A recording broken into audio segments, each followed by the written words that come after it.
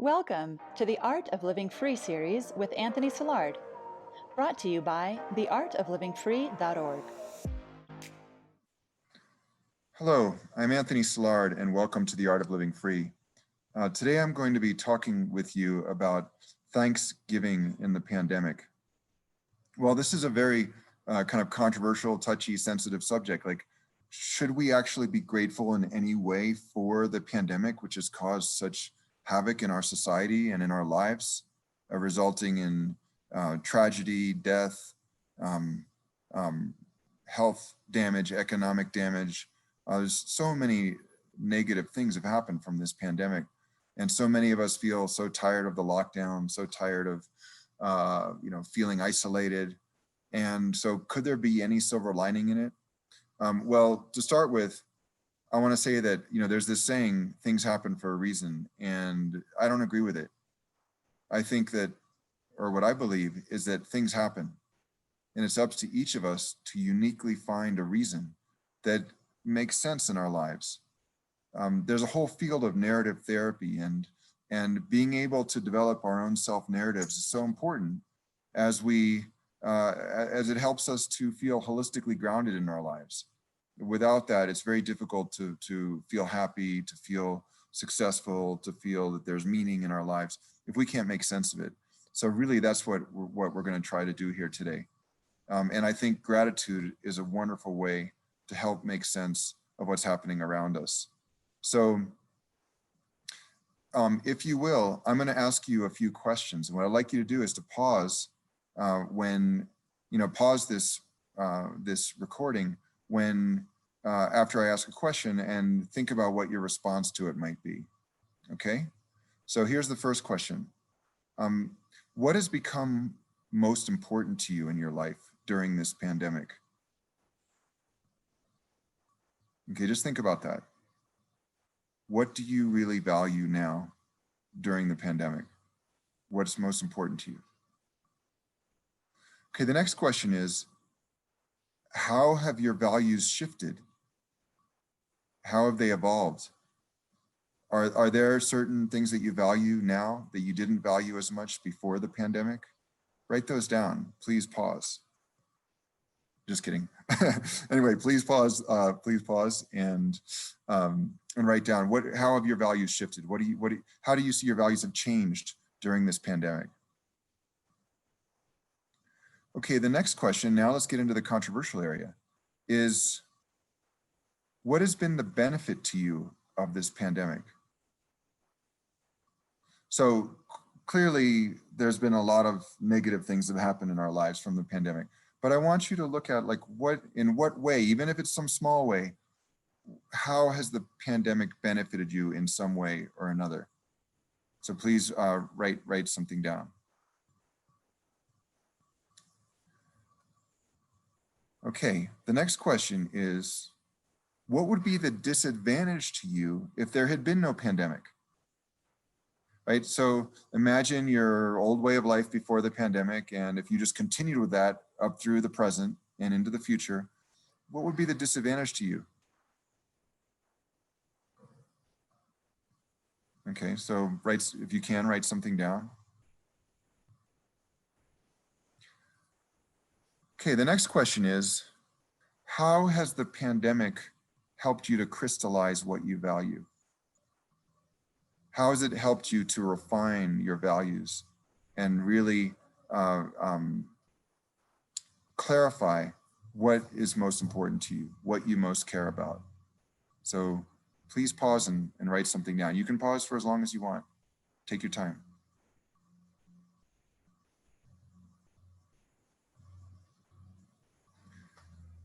So now I want you to do a visualization with me, okay? So depending on what you've written, you may have realized that how your life has changed in one way or another. I'll tell you what, to go from theory to practice, I'm going to use my own example, all right?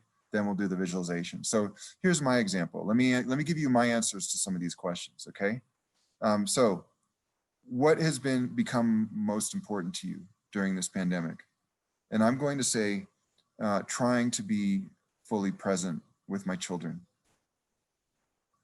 Right, really trying to be there. Thich Nhat Hanh, the Vietnamese monk who founded mindfulness and created it, he's not always credited for it because a lot of academics have kind of taken it over, but he was the original person who defined mindfulness. I think this was about 45 years ago. And one thing he once said, I saw him speak in DC at the Warner Theater. There was about 10,000 people there. And he said, what's the most important gift you can give to the person you love? Right? Silence. He said, to be fully present. So that's what's become most important to me, to try to really be fully present with my children. I don't think I did that so well before the pandemic. I'm still working on it. But I would say that's one thing that's become really important to me. All right, because seeing them at home, learning at home, all the time at home, it's like I felt a lot of compassion toward them, and I felt like they're not getting the interaction they need at school, and I want to take more time out. I take them to the park for an hour and a half in the morning, around 3 or 4 in the afternoon, spend an hour with them playing, and that's become really important to me, to just really try to play with them at their level, to really be, and they're 7 and 4 years old, so to really, which is different for me. I'm 53, so that's a big adjustment for me. So that's been something that's become really important to me. I want to be remembered as being a father who was very present and who really loved and cared and was there for them.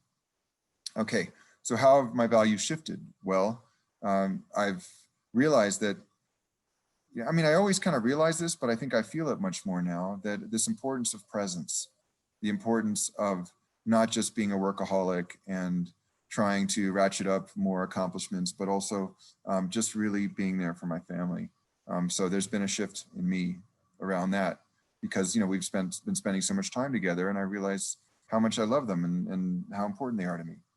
Well, what's been the benefit of the pandemic is the pandemic has helped me to realize this because of the quarantine, because of less time outside, less time interacting with others. What would be the disadvantage in my life if there had been no pandemic is maybe I would just would have kept along my workaholic path and all of a sudden wake up one day and I'm 80 years old and my kids don't know me. That's a pretty big disadvantage. How has the pandemic helped me to crystallize my values? Well, it just helped me to realize the importance of not just presence, but I want to share something around this. Essentially, spending time as a father, spending time, or a mother, spending time with your children, especially as a father, where we don't have that same literally physical umbilical connection that mothers do with their babies. For us, it's kind of a learned thing. Like, oh, okay, I got to learn how to spend time with this new person, right? It's not as instinctual, I think. And I've seen that with a lot of men. I lead a number of men's groups. I've seen that it's, we kind of get on the train, and then we learn as we go. Whereas I think women are often kind of more biologically attuned to the train from the beginning, although many people probably disagree with me on it. Anyway, one thing that I've realized, so I've been reading Jessica Benjamin, who's an amazing psychoanalyst, and she's got this some theory she's developed around intersubjectivity. And one thing that she shares is that the way many of us think about empathy is that empathy is submission. So it's essentially, it's not about me, it's about the other person. So if I go play with my kids, it's about them, and I subordinate my own needs and desires and just be there for them, right? Well, she says that kind of philosophy has it all wrong, right? And we see that in our culture. Like, think about one of the most groundbreaking personal development books in the last 30, 40 years was Stephen Covey, The 7 Habits of Highly Effective People. One of the 7 tenets of that, or principles of that book, the 7 habits, is seek first to understand and then to be understood. So what that's saying is, first express empathy and really listen, seek to understand, and then once you've listened, then seek to be understood, then be authentic and express your own needs and values and so forth, so you can be understood. So that's very male. That's very like it's the same reason that men tend to migrate more toward the work-life balance strategy of segmentation, which is time at work and time at home, and they don't mix, right? You never bring them together. When I'm at home, I don't talk about work, and vice versa. Segmentation. Whereas I think women tend more to develop a sort of philosophy on work-life balance, which is more around integration, you know, and flexibility. And of course, that's not just like, I think that women just woke up one day and said, hey, integration is great, but it's that being mothers, they've had to develop and evolve more flexible schedules and so forth. They, you know, even today with as enlightened men, women are still bearing the way more than their share of the childcare and housework. A lot of studies are showing that. So again, men tend to sort of serialize, like, okay, time at home, time at work, whereas women tend to bring them together and find more flexible ways to manage both home and career. Well, the same with empathy.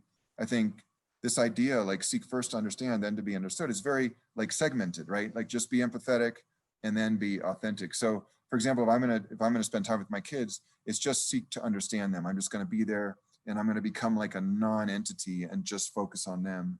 And I agree with Jessica Benjamin, which is that doesn't really work for a very long time. Why? Because we have needs too. The person who's there and trying to be present. And we get tired of that. It feels like compliance, right? It feels like, and what she suggests is that actually you can be empathetic and authentic simultaneously. There's that integration. So for me now, what I've realized is I'm developing this process that I call creative immersion, where I go spend time with my children, but I'm like first trying to understand like the level at which they're playing, you know, what they're into. But then I start playing with them, and then I start having fun too. And it's like they're playing, I'm playing, we're all playing.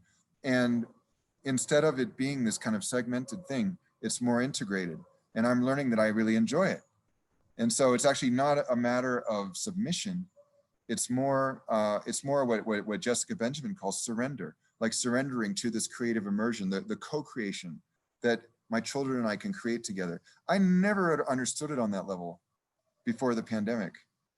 And I think as I've started to understand this more, I've noticed, I know I have a lot of friends that are really good fathers, but what I've seen a lot of them doing, and not just friends, but clients and so forth, I've seen, and people in my conferences, which have been by Zoom lately, but still the same.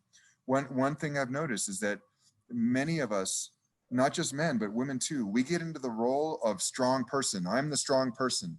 And the other person is the weak person. They're the problem person. And we listen, we express empathy, and then we advise. But it's always them being the ones, we're basically saying to them, open up, be vulnerable. But we're not willing to do that ourselves because we're not bringing our empathy, we're not bringing our authenticity into the empathy. We're not integrating, we're segmenting. So we're not saying, hey, you know, I'm asking you to be vulnerable, but I'm gonna start by being vulnerable, and I'm gonna share my own concerns. And then I see this in many families that, you know, you have, for example, a guy I know, he's the strong father, and he's got a number of kids who are the problem kids, and they're having all kinds of challenges in their lives. And he listens, he advises, but it's always that they just can't seem to overcome the challenges that they're facing, because he's never shown them like, hey, look, here's how, like, you know, to take a page from Brene Brown and the importance of vulnerability. He's never shown, hey, you know what? I have challenges too. And actually, we all have challenges. Let me share you some of my challenges as a father and in my career. And I'd love to have your advice. He's never made himself vulnerable. He's never brought his authenticity into the empathy. And as a result, they remain segmented. Strong father, problem kids. And so I'm learning a lot about integration. I'm learning a lot about what does it mean to be fully present? How can we be fully present if we are only empathetic and we're not authentic? In fact, I don't know, I've coached thousands of leaders over the last 30 years, and I don't know one effective leader that is excellent at being empathetic and is very poor at being authentic. It doesn't work. We need to balance empathy and authenticity. So that then would say that's how my own values have shifted, related to what is one of the most important things to me, which is being truly present with my family. So think about in your own life. How were you before the pandemic? What do you really value? And how has this challenging situation helped you to shift those values? And that gets us to Thanksgiving in the pandemic. So I want to ask you a question. I want you to go back to a time in your life where you were in a class and you had an excellent teacher, not just an excellent teacher, you had your greatest teacher you've ever had. I want you to go back to that time, okay? I want you to visualize yourself. Here's the visualization now, okay? So visualize yourself in that classroom, or it could be on the athletic field, playing basketball, football, tennis. It was a coach, whoever it was. This was someone who you've never learned more from anyone in your life. This is your greatest teacher. So I want you to go back and visualize yourself back in that context, and imagine that it's the last day of class, or the season, or the dance troupe, practice, or whatever it was, whatever that group was. This is your last opportunity to say something to that teacher. You're about to leave. So imagine you get up out of your chair, and you're walking off the field, wherever it is. You're stepping out, away from the stage, and you are leaving and saying goodbye to that greatest teacher you've ever had. Now, in this visualization, you have the opportunity to turn toward that teacher, that greatest teacher you've ever had, and you can say something to them. So go ahead and do that. Okay, what do you want to say to the greatest teacher you've ever had? Pause if you want and think about it. What are the final words you want to share with your greatest teacher? Well, I can't speak for you, but I've done this with many of my conference participants, and I will say it based on my own example that I just shared with you. What I would want to say, and this may be what you want to say, maybe not, but what many people in this visualization have wanted to say, and certainly what I do, is thank you. Thank you for what you taught me. So I'm kind of teary-eyed here, but we've dealt with a tremendous amount of trauma collectively in our society over this past 8 months. This has been a very, very challenging time on so many levels. We all watched an 8-minute and 46-second video of a man being slowly murdered. We had a front row seat in a way that without the latest developments in technology, we wouldn't have been able to experience. We became collectively traumatized. We've been shut down. We've been locked down. We haven't been able to see many of our loved ones. We've been living in fear of contracting the virus. We've been living in fear of losing our jobs. We've been living in fear of our children losing their socio-emotional abilities because they're not going to school. We've been living in fear of our parents dying of this virus because they're in a higher risk group. We've been living in fear of what's going to happen if our favored party doesn't win the election, right? And what happens politically, and what's that going to mean for how we collectively manage the virus. On so many levels, this has been a very trying time.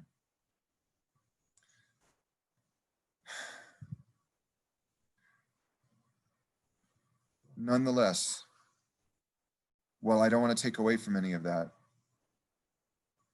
we can ask ourselves, what is it we've learned from this period of our lives? We can remember the silent generation right after World War II. Many people have regarded as as the generation in our lifetimes with the greatest values. The people who were born during I'm talking about World War I, I'm sorry.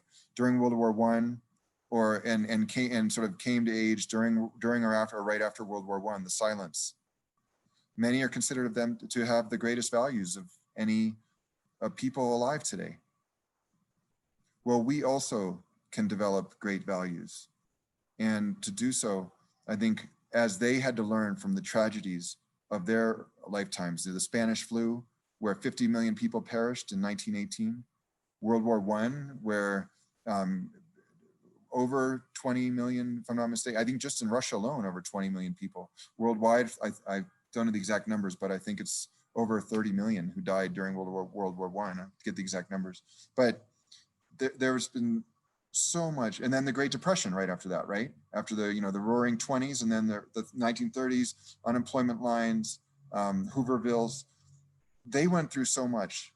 And I contend that the reason they have become the people we know with the greatest values has been because they've learned from what they went through.